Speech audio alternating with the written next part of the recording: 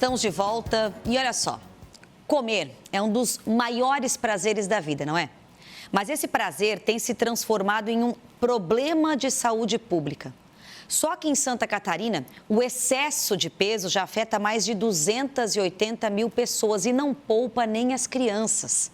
Hábitos alimentares inadequados, a falta de atividade física e o fácil acesso a produtos ultraprocessados ajudam a explicar esse cenário.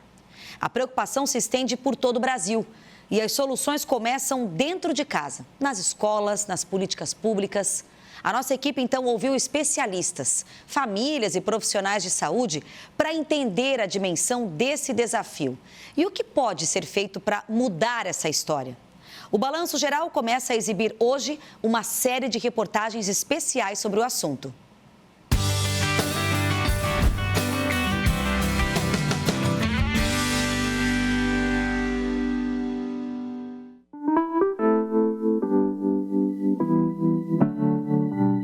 Comida é afeto, celebração, recompensa. Mas também pode ser excesso, culpa e doença. O Brasil está engordando. 3 a cada 10 brasileiros vivem com obesidade. Mas o alerta começa muito antes da vida adulta. Eu pedi um hambúrguer de frango que eu gosto bastante. Eu gosto de comer sorvete. Batata. Você gosta de batata? Eles têm na ponta da língua os alimentos favoritos. A preocupação começa quando o cardápio diário se resume a poucos itens. Batata palha, arroz e linguicinha. A única coisa que ele come. Se ele comer alguma coisa que não for isso, ele vomita. Essa é a realidade do Nicolas, de apenas 9 anos. A avó já tentou de tudo para tornar a alimentação dele mais saudável. Já comprei feijão em pó, sabe? Para tentar misturar com arroz, para enganar ele. Mas ele sente o sabor, menina, não adianta. Em Santa Catarina, dados do Sistema de Vigilância Alimentar e Nutricional do Ministério da Saúde mostram que no ano passado, 80% dos produtos consumidos por crianças de 5 a 9 anos eram ultraprocessados. O Guia Alimentar para a População Brasileira aponta que esses são alimentos com muitos aditivos químicos e elevada quantidade de gordura, sódio e açúcar. E esse excesso tem um peso.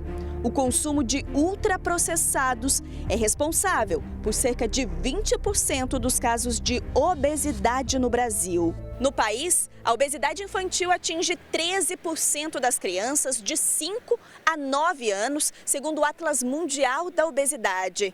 Em Santa Catarina, esse percentual é ainda maior, chega a 32%.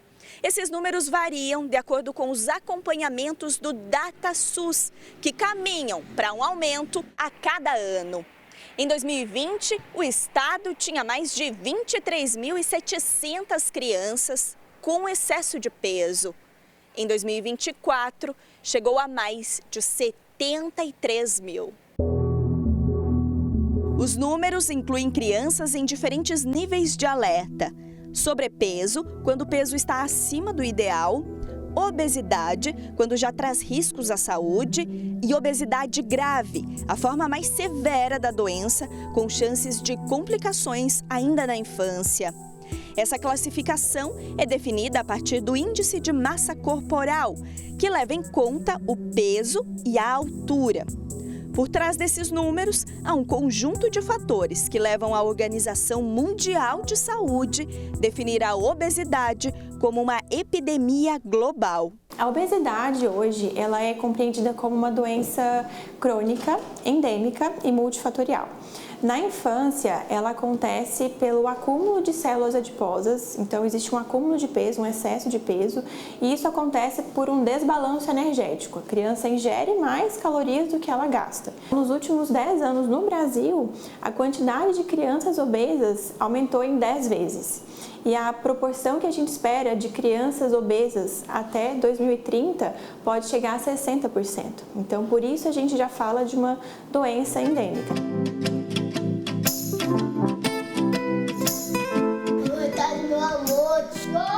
O trabalho para formar uma geração mais saudável começa dentro de casa.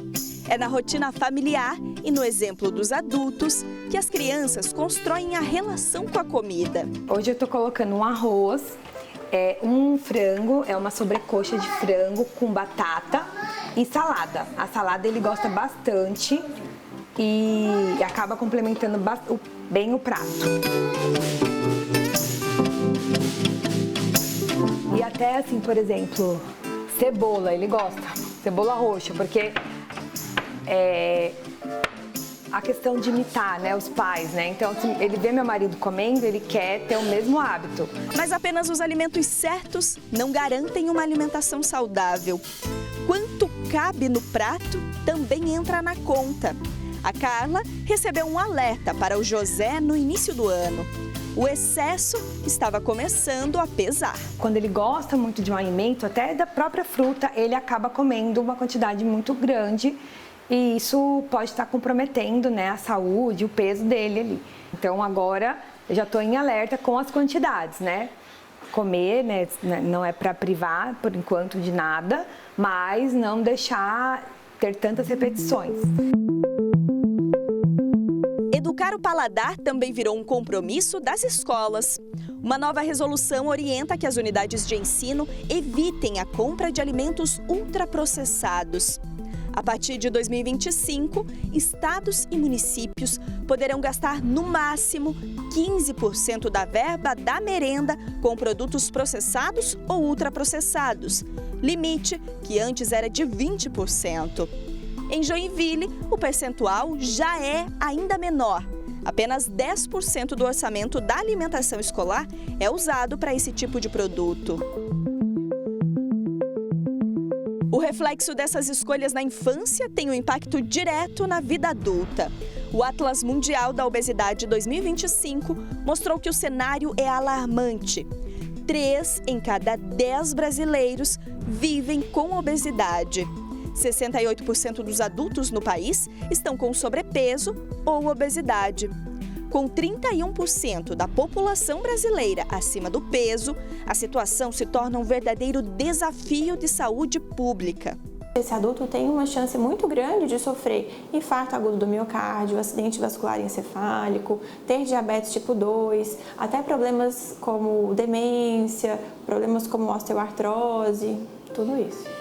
As comorbidades geradas pelo excesso de peso somam altos custos para o sistema de saúde pública.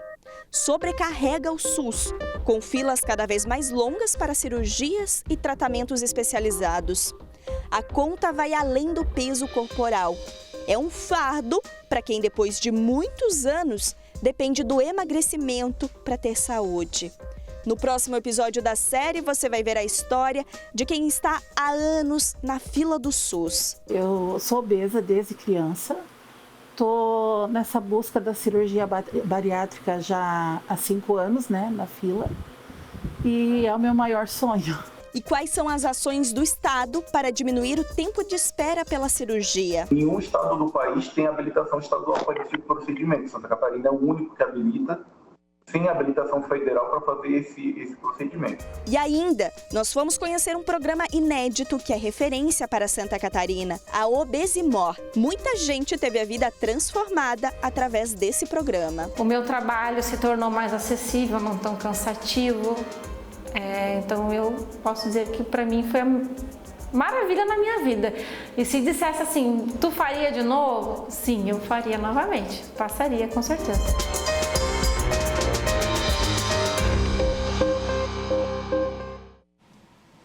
Amanhã mais um episódio da nossa série sobre a obesidade.